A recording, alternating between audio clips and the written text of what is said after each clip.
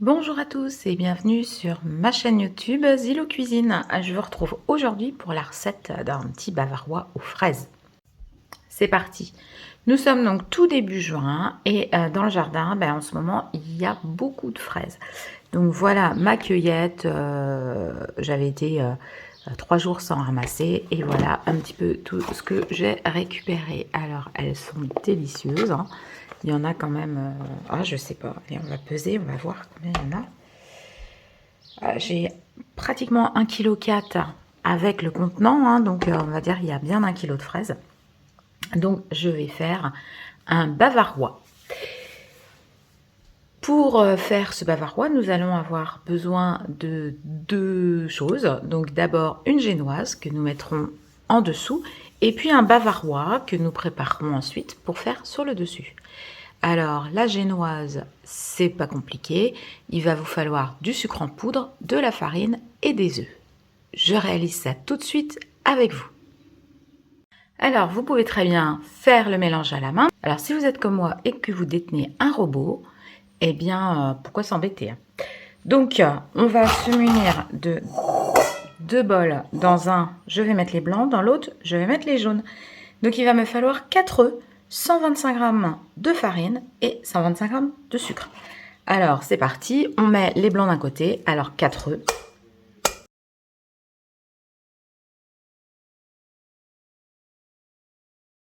Alors voilà, pour l'instant, les blancs, je les pose.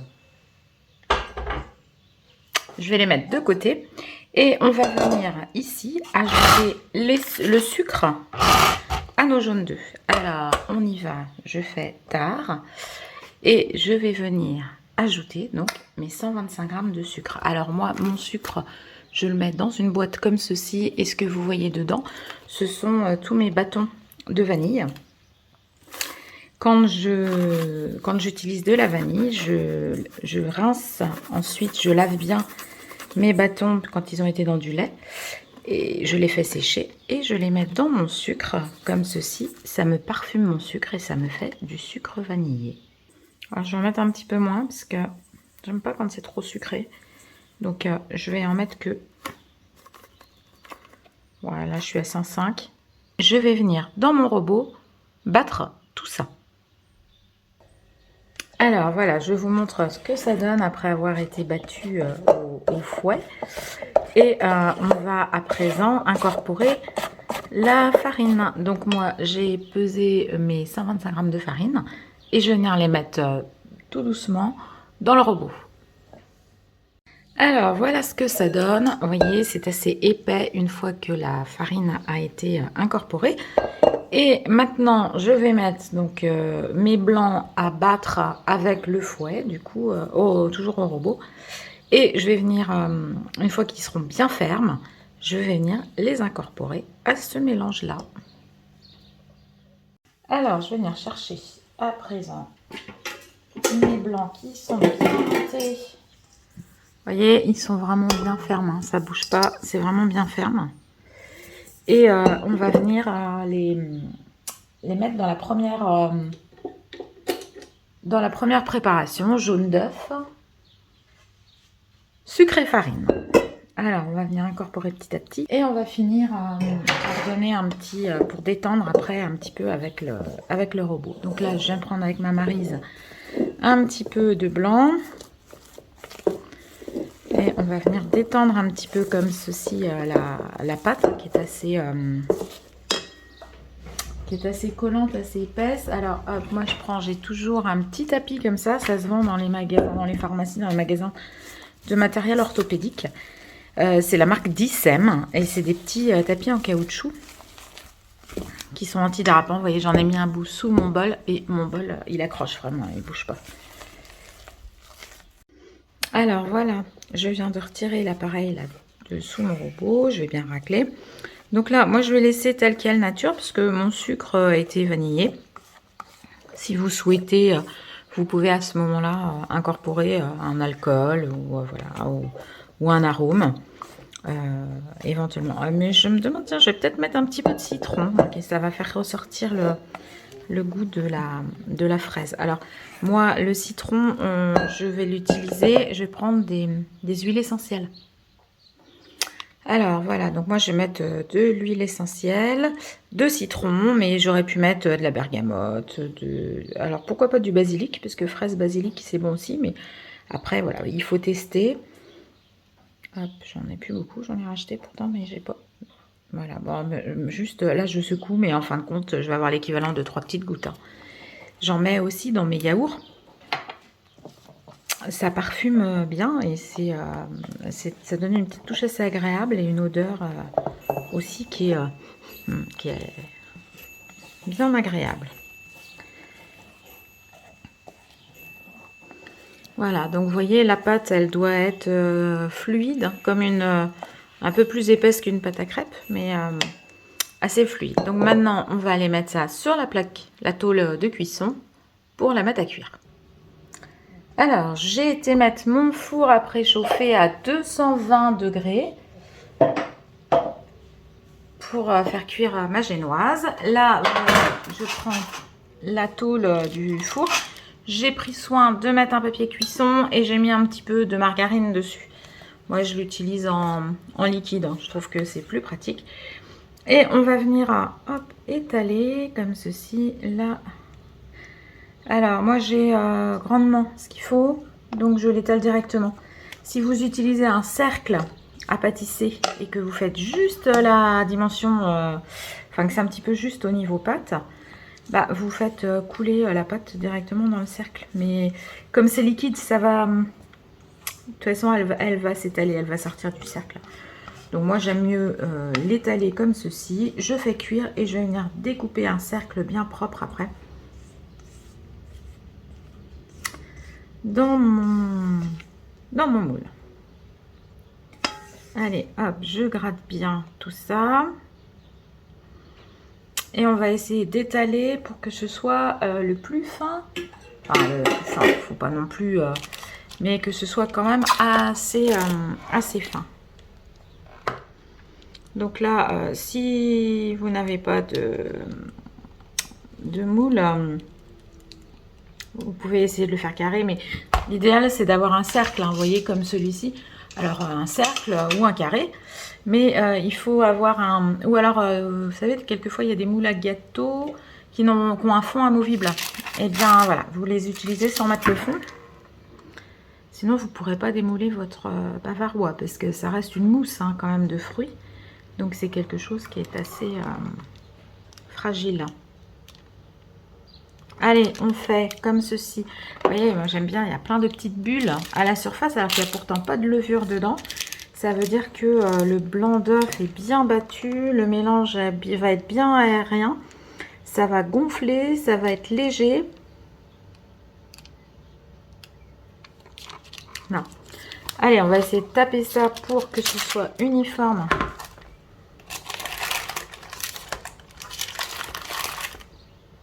À la cuisson.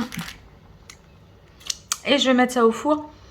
Alors, une dizaine de minutes. Hein. Dès que ça commence à colorer, on éteint parce que c'est quand même très fin. Donc, ça va cuire très vite. Alors, me revoilà avec mes fraises. Hop. Pour faire mon bavarois. Donc, le bavarois, généralement, moi j'aime beaucoup faire ce gâteau-là.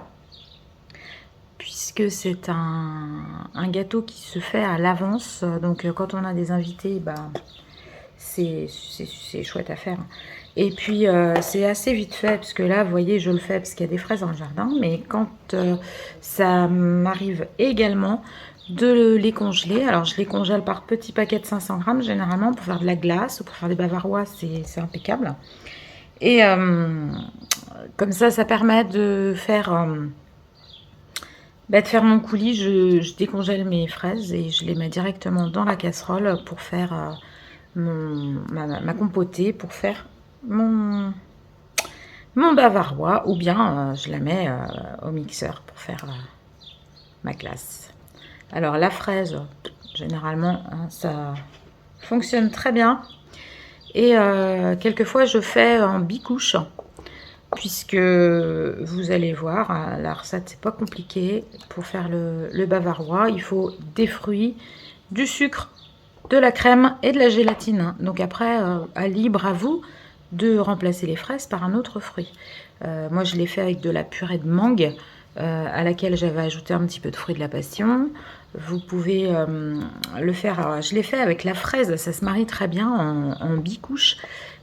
Une couche fraise et une couche rhubarbe. Donc votre rhubarbe, vous la mettez dans le sucre la veille au soir pour qu'elle rentre bien, qu'elle exprime bien tout son jus pour avoir une purée. Vous pouvez très bien acheter, il y a certains magasins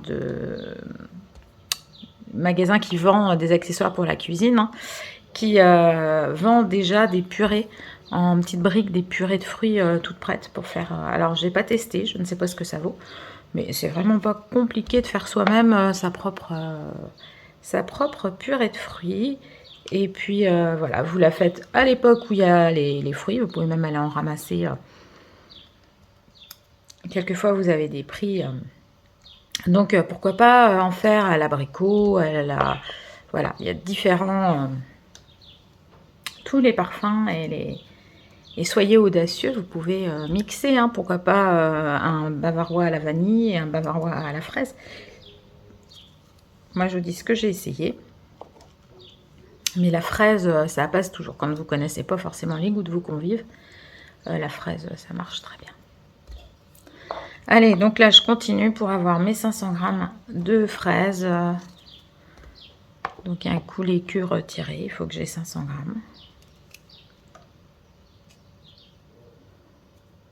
Et je vais faire cuire mes fraises. Parce que j'ai vu certaines recettes où il fallait une purée de fruits, mais juste les fruits mixés pour que ça se garde, parce que ce gâteau se prépare quand même un petit peu à l'avance. Donc là, vous voyez, moi je le fais, on est vendredi, ça sera pour dimanche midi. Il faut quand même, je vais quand même faire cuire mes fruits pour éviter qu'ils ne tournent, parce que là, il faisait froid, on va avoir des grandes chaleurs, bon, ça va être au frigo. D'accord, mais si toutefois il en reste, hein, je dis bien si, parce que souvent ces gâteaux-là, ils partent très vite.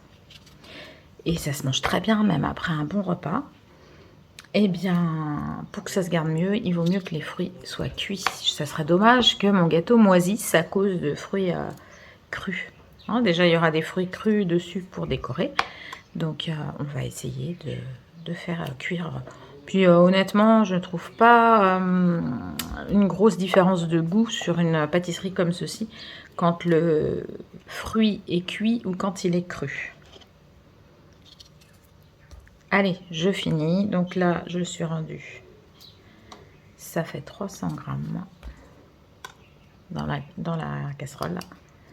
Il m'en reste encore 200 à éplucher. Alors, j'ai 500 g de fraises équeutées, coupées pour les plus grosses, hein, que j'ai mis dans un petit faitout comme ceci. Et je vais venir ajouter à ces 500 g 100 g de sucre. Hop, comme ceci. Et je vais faire chauffer ça juste pour avoir un petit bouillon. Et après, on va mixer. Alors, si vous le faites, moi je vous conseille de le faire à la saison des fraises, hein, pour qu'elles aient un maximum de goût. Si vous voulez faire un bavarois et que c'est le début des fraises et qu'elles n'ont pas vraiment de goût, je vous conseille d'ajouter un jus de citron dans votre mélange avant de le faire cuire. Alors, je viens chercher à présent de la gélatine. Donc là, j'ai mis dans un petit pichet, j'ai mis de l'eau froide. Et je vais venir mettre dans mon eau 6 feuilles de gélatine. Alors, hop, voilà, on va finir. Donc, 1, 2, 3.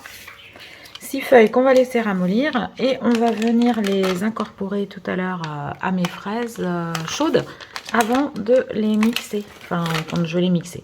Donc là, 3, hop, 4, 5 et 6. Donc ma génoise est également refroidie.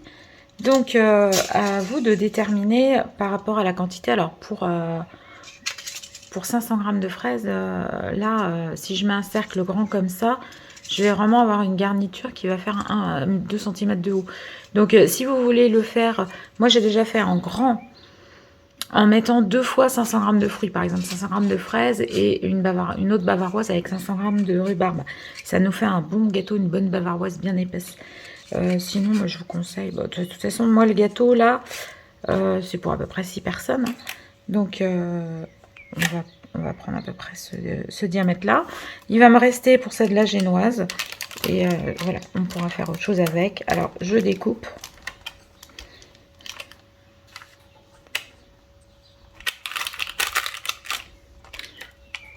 Voilà. Et je vais finir, je pense, au couteau. Et comme ça, je vais pouvoir après préparer dans mon assiette ou sur un petit carton doré, hein, comme en fonction de ce que vous avez chez vous. Je vais venir mettre mon disque de génoise dans mon cercle pâtissier. Et puis quand on va avoir fait le bavarois, on va venir le couler par-dessus. Il ne restera plus qu'à faire le glaçage. Et c'est facultatif, hein, le glaçage. Et à décorer ensuite avec des fruits frais, des décorations, tout ce que vous voulez. Alors, je m'excuse d'avance pour le bruit. Je vais venir décoller le cercle que j'ai dessiné, enfin que j'ai pré-découpé. Alors mon biscuit est souple, donc je vais le laisser tel quel. Si toutefois votre biscuit était vraiment trop sec, vous pouvez l'imbiber avec un sirop. Moi je trouve que les fraises vont rendre quand même du jus. Donc le biscuit de toute façon il va rester, il va bien rester mou, il va prendre le jus. Hop, allez, je décolle.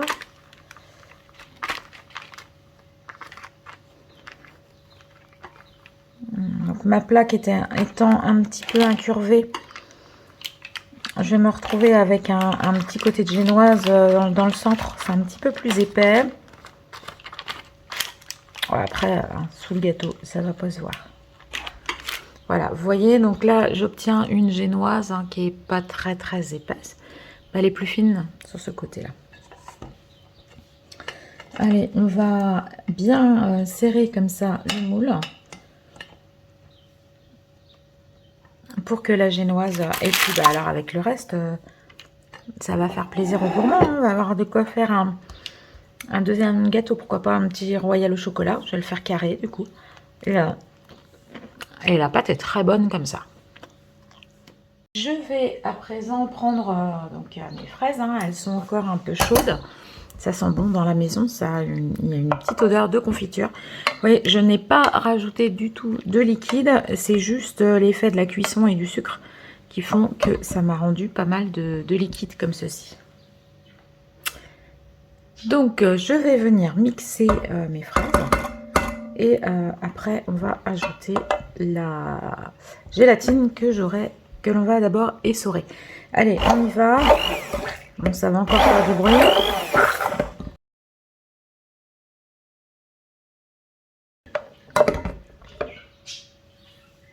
Alors, on vient essorer les feuilles de gélatine. Et je vais les mettre hop, comme ceci.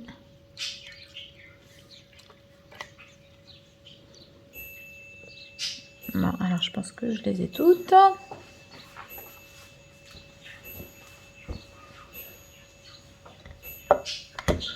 Voilà, donc ma préparation est encore bien chaude, hein, donc la gélatine va fondre.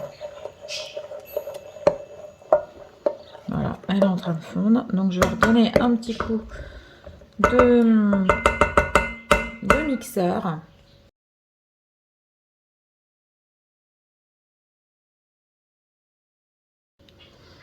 Voilà, donc c'est mixé bien fin. Donc là, on ne sentira pas les grains. Et on va laisser encore refroidir puisque nous allons incorporer 40 centilitres de crème liquide bien froide monter en chantilly. Donc voilà, la chantilly fraîche avec le coulis chaud, ça va pas faire bon ménage. Donc on va laisser refroidir le coulis. Et puis on va, voilà, je vais battre ma crème en chantilly pour pouvoir l'incorporer ensuite. Et après, eh bien, il n'y a plus que le montage, ça sera terminé. Alors, voilà ma crème liquide. Donc là, j'ai 40 centilitres, donc 2 petites briquettes de 20 centilitres de la crème entière.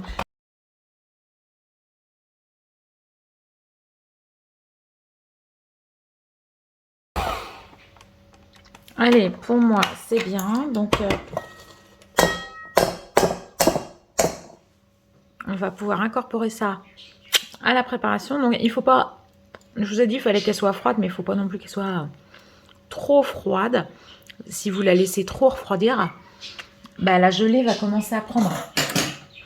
Et du coup, votre brassage, enfin le mélange des deux, va pas être terrible parce que vous allez avoir des gros morceaux de gélatine.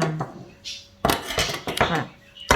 Alors, je prends quand même le tout plat parce que ma gamelle, elle est quand même chaude. Et je vais plutôt faire l'inverse, je vais plutôt donc verser ma préparation tiède dans ma chantilly froide puisque ma casserole, elle est chaude.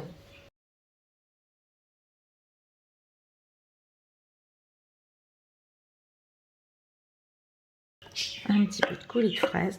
Alors, moi, j'ai goûté, parce que la chantilly n'est pas sucrée. Ma purée de fraises, moi, j'ai mis 100 grammes de sucre. Vous pouvez en mettre jusqu'à 125. Donc, goûtez quand même. Moi, je suis pas trop sucrée. Donc, vous voyez, j'ai mis 100 grammes au lieu de 125 grammes de sucre dans ma génoise. Et j'ai un peu moins sucré aussi ma purée de fraises.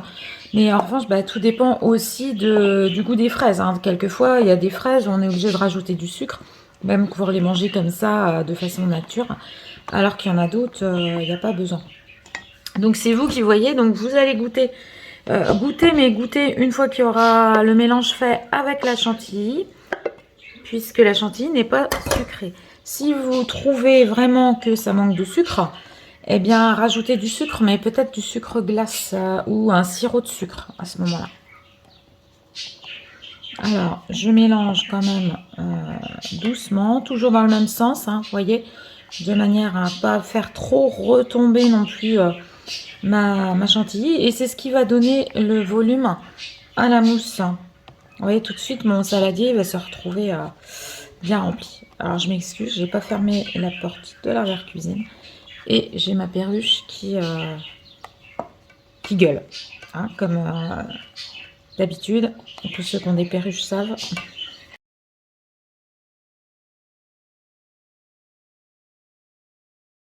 Et on pourrait presque la faire en express, cette recette, en utilisant des pots de confiture, enfin de la confiture de fraises. Mais vous savez, on en trouve maintenant des confitures allégées en sucre avec plus de fruits.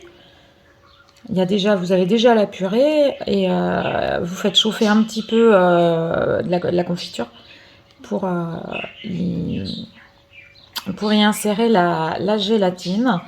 Et puis à la rigueur, vous en mettez un petit peu moins de gélatine parce que la confiture, quelquefois, il y a un peu de pectine ou de vide-prix ou tout comme ça dedans. Allez, je mélange ça pour que ce soit bien homogène et je retrouve. Voilà. Donc, ma fraise était encore un petit peu chaude et vous voyez, ça commence à grainer. Ma crème, elle commence à cuire un peu. Alors, bon, le goût sera là. C'est tout simplement pour la présentation, ça va être un petit peu moins fun, mais bon, tant pis. Donc, vous essayerez de ne pas faire les mêmes bêtises que moi. Je vais venir là serrer le cercle pour pas qu'il se récarte. Quand, vous voyez, il a tendance à s'écarter comme ça, donc je vais venir bien le serrer. Je vais mettre une petite ficelle ou un élastique ou quelque chose pour tenir mon cercle. Moi, je vais utiliser de la ficelle.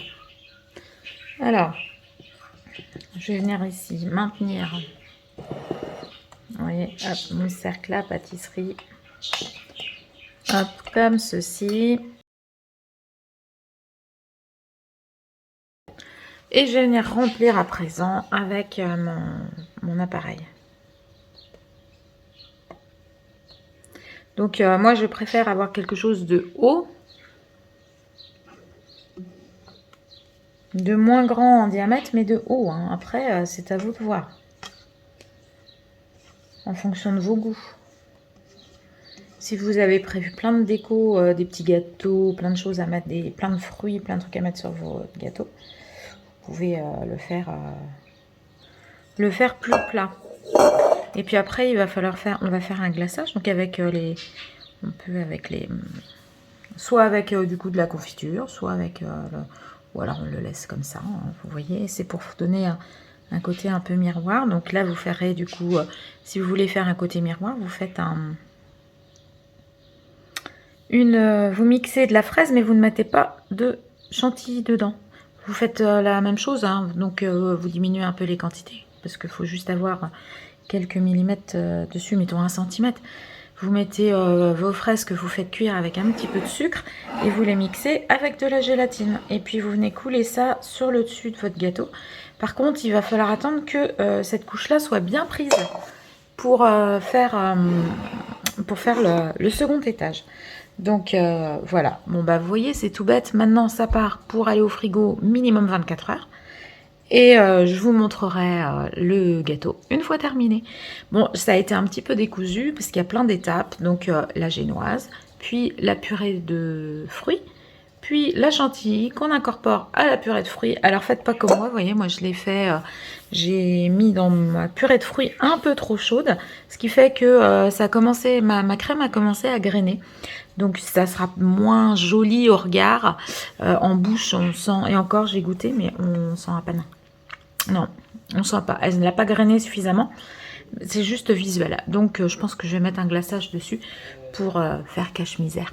Allez, j'espère que ça vous aura plu.